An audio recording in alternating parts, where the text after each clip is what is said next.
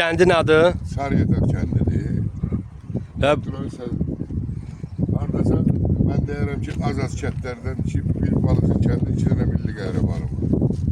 Bu rəhmətli mənim. doğrudan. Kərimov, Kazımov. Kazım Ağa, это первый milli qəhrəman Azərbaycana Hüseyn Əmin əmisi.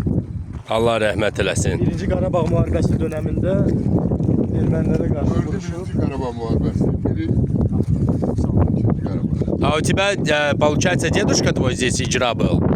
İcra deyil, katib idi. Katib. Sekreter. 43-cü və 48-ci illər ərzində Quvatın katibi olub və babamın vaxtında Zeynalov Allah verdi, Xan Məmmədoğlu. Onun vaxtında bütün bu kəndlər çay qırağına köçürüldü. Yəni, близ реки, после того, как он стал, он перенес все эти села к реке. Evet. Bunu başın üstünde getirip 2022 yılda vaburları biz bastırmışız. Onda buradan çıkıyor.